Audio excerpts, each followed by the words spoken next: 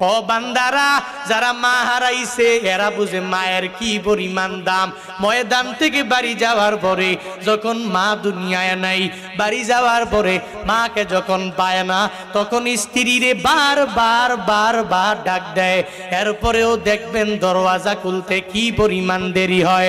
অথচ ছোটবেলায় যখন মা দুনিয়াতে বেঁচে ছিল, একটু ওয়াজ মাহফিল শুনে শুনে যখন বাড়ি যাইতো, ওই মায়ের কাছে যাইয়া ওই দরওয়াজায় করা নাড়তো। একবার যদি ডাকতো, মা তোমার ছেলে বয়ান শুনে তোমার মানিক তোমার দরওয়াজায় হাজির হয়েছে, ও মা তুমি দরওয়াজাটা খুলে দাও। একটা বার বলতে দেরি, মা সাথে সাথে ঘুম থেকে জেগে যায়, দরওয়াজাটা খুলে এরপরে মা তারে বুকে নিয়ে ঘুমাইতে যায়।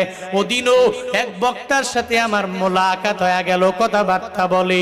উনি বল